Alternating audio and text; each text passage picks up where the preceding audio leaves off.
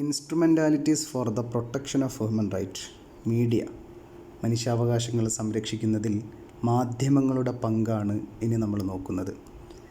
അച്ചടി മാധ്യമങ്ങൾ, ഇലക്ട്രോണിക് മാധ്യമങ്ങൾ, അതുപോലെ നവമാധ്യമങ്ങൾ തുടങ്ങിയ എല്ലാ മാധ്യമങ്ങളും ഒരു തരത്തിലല്ലെങ്കിൽ മറ്റൊരു തരത്തിൽ മനുഷ്യാവകാശങ്ങൾ സംരക്ഷിക്കുകയും പ്രോത്സാഹിപ്പിക്കുകയും ചെയ്യുന്നു. മാധ്യമങ്ങൾ വിവരങ്ങളുടെ വാഹകർ മാത്രമല്ല, ചില സാമൂഹ്യ, രാഷ്ട്രീയ, സാംസ്കാരിക മൂല്യങ്ങളുടെ വക്താക്കളും പിന്തുണക്കാരും കൂടിയാണ്.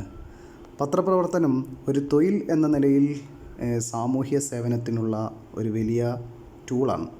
ജനങ്ങൾക്ക് നേരെയുള്ള ഭരണകൂടത്തിൻ്റെയോ അല്ലെങ്കിൽ ഇതര വ്യക്തികളുടെയോ അല്ലെങ്കിൽ ഇതര സംഘങ്ങളുടെയോ സംഘടനകളുടെയൊക്കെ നടത്തുന്ന മനുഷ്യാവകാശ ലംഘനങ്ങളുടെ പ്രവർത്തനങ്ങളെക്കുറിച്ച് മാധ്യമങ്ങൾ ജനങ്ങളെ അറിയിക്കുന്നു. അതിക്രമങ്ങൾക്കെതിരെ മാധ്യമങ്ങൾ പ്രതികരിക്കുന്നു. സർക്കാരിൻ്റെ ദുഷ്പ്രവൃത്തികളെക്കുറിച്ച് പൊതുജനങ്ങളെ അറിയിക്കുന്നു.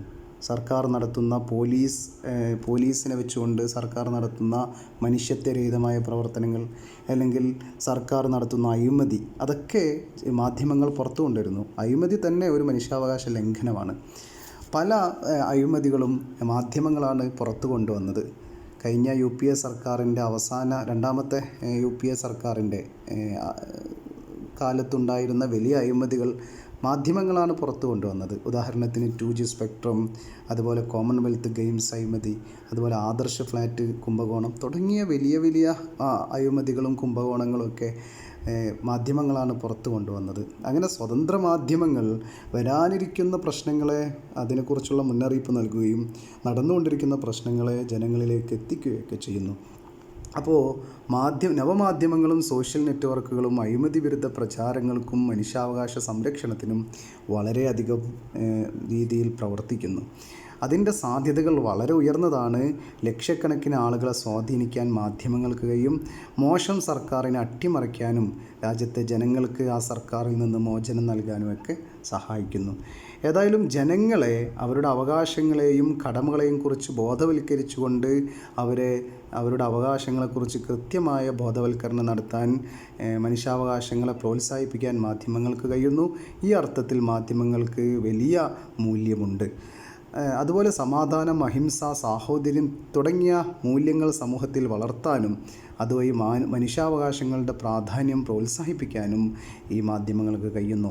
മാധ്യമങ്ങൾ മനുഷ്യാവകാശ ലംഘന കഥകൾ പ്രസിദ്ധീകരിക്കുകയും ബന്ധപ്പെട്ട വിഷയത്തിൽ അധികാരികളുടെ ശ്രദ്ധ ക്ഷണിക്കുകയും ചെയ്യുന്നു.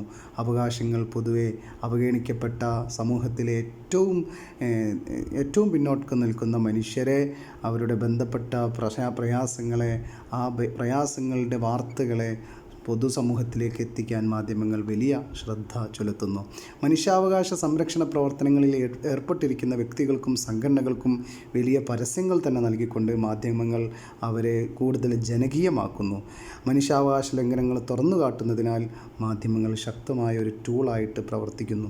അതേപോലെ അന്വേഷണാത്മക പത്രപ്രവർത്തനമാണെങ്കിൽ മനുഷ്യാവകാശ ലംഘനത്തിൻ്റെ നിരവധി പ്രശ്നങ്ങൾ തുറന്നു കാട്ടുന്നു. അഴിമതിയുടെയും ക്രിമിനൽ രാഷ്ട്രീയത്തിൻ്റെയും അതുപോലെ പോലീസ് രാജിൻ്റെയും ഒക്കെ കേസുകൾ അത് പുറത്തു കൊണ്ടുവരുന്നു. അങ്ങനെ ഭരണകൂടത്തെയും അതിൻ്റെ ഏജൻസികളെയും ഉത്തരവാദിത്തപ്പെടുത്തുകയും ജനാധിപത്യപരമായി നിലനിർത്തുകയും ചെയ്യുന്നതിൽ മാധ്യമങ്ങൾ വലിയ സഹായം ചെയ്യുന്നു. മാധ്യമങ്ങൾ സാമൂഹ്യ യാഥാർത്ഥ്യത്തെ വാർത്തെടുക്കുന്നതും മനുഷ്യാവകാശങ്ങൾ പ്രോത്സാഹിപ്പിക്കുന്നതിനും വലിയ സംഭാവന നൽകുന്നു.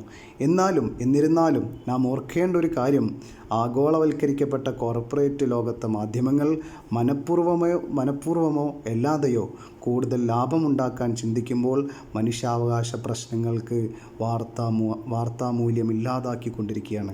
കോർപ്പറേറ്റുകളെയും പരസ്യദാതാക്കളെയും സംരക്ഷിക്കാൻ അവർ ശ്രമിച്ചുകൊണ്ടിരിക്കുകയാണ്. സർക്കുലേഷനോ റേറ്റിംഗോ വർദ്ധിപ്പിച്ച് അതിൻ്റെ ലാഭം കൂട്ടുന്ന വാർത്ത മാത്രമേ മാധ്യമങ്ങൾ റിപ്പോർട്ട് ചെയ്യാൻ വേണ്ടി ശ്രമിക്കുന്നുള്ളൂ. ചിലപ്പോൾ അത് സെൻസേഷണൽ സ്റ്റോറികൾ നിർമ്മിക്കാൻ മനുഷ്യാവകാശ ലംഘന പ്രശ്നങ്ങൾ വരെ ഉപയോഗിക്കുന്നു. അവർക്ക് സെൻസേഷൻ ന്യൂസാക്കാൻ വേണ്ടി മാത്രം മനുഷ്യാവകാശ പ്രശ്നങ്ങളെ അവർ ഉപയോഗിക്കുന്നു. സ്വതന്ത്രവും നിഷ്പക്ഷവുമായ ഒരു മാധ്യമത്തിന് മനുഷ്യാവകാശ സംരക്ഷണത്തിനും പ്രോത്സാഹനത്തിനും പ്രവർത്തിക്കാൻ കഴിയും. അപ്പോൾ സ്വതന്ത്രവും നിഷ്പക്ഷവുമായ ഒരു മാധ്യമ പ്രവർത്തനത്തിന് മാത്രമേ മനുഷ്യാവകാശവുമായി ബന്ധപ്പെട്ട കാര്യത്തിൽ വലിയ വാർത്തകൾ കൊടുക്കാൻ സാധിക്കുള്ളൂ. അതുപോലെ നമുക്കറിയാം, പുതിയ കാലത്തെ നിലവിലെ ഇന്ത്യയിലെ സാഹചര്യത്തിൽ നമ്മുടെ ദേശീയ മാധ്യമങ്ങൾ ഭരണകൂടത്തിൻ്റെ വെറുമൊരു PR ഏജൻറ്റ് മാത്രമായിട്ട് പ്രവർത്തിക്കുന്നു. നമ്മുടെ നാട്ടിൽ നടക്കുന്ന വലിയ വലിയ വാർത്തകൾ അതൊന്നും ദേശീയ മാധ്യമങ്ങൾ റിപ്പോർട്ട് ചെയ്യാത്ത അവസ്ഥയുണ്ടാകുന്നു. എന്തെല്ലാം പ്രശ്നങ്ങൾ രാജ്യത്ത് നടക്കുന്നു, ആ പ്രശ്നങ്ങളെക്കുറിച്ചൊന്നും ഒരു വാർത്തകളും കൊടുക്കാത്ത രീതിയിലേക്ക് ദേശീയ മാധ്യമങ്ങൾ മാറുന്നു. അങ്ങനെ തുടങ്ങിയിട്ട് ഭരണകൂടത്തിൻ്റെ PR ഏജൻ്റായിട്ട് മാത്രമാണ് പുതിയ കാലത്തെ ദേശീയ മാധ്യമങ്ങൾ പ്രവർത്തിക്കുന്നത്. അപ്പോൾ അതൊരു പ്രശ്നമാണ്. ഈ കോർപ്പറേറ്റ് വൽക്കരണം ഒരു പ്രശ്നമാണ്. ഭരണകൂടം തന്നെ മാധ്യമങ്ങളെ വേട്ടയാടുന്നതൊരു പ്രശ്നമാണ്. ഇതെല്ലാം പുതിയ കാലത്തെ പ്രശ്നമാണ്. ഏതായാലും ഒരു സ്വതന്ത്രവും നിഷ്പക്ഷവുമായ മാധ്യമ പ്രവർത്തനം നടക്കുമ്പോൾ മാത്രമേ എന്ത് നടക്കുകയുള്ളൂ, മനുഷ്യാവകാശ പ്രശ്നങ്ങളിൽ അവർ ഉയർന്ന രീതിയിൽ അവർ വാർത്ത ചെയ്തുകൊണ്ട് ആ ഒരു പ്രവർത്തനം, മനുഷ്യാവകാശ സംരക്ഷണത്തിനും പ്രോത്സാഹനത്തിനും വേണ്ടിയുള്ള പ്രവർത്തനങ്ങൾ മാധ്യമങ്ങൾ നടത്തണമെങ്കിൽ അതിന് സ്വതന്ത്രവും നിഷ്പക്ഷവുമായ ഒരു മാധ്യമ പ്രവർത്തനത്തിന് മാത്രമേ സാധിക്കുകയുള്ളൂ എന്നാണ് നമുക്ക് പറയാം.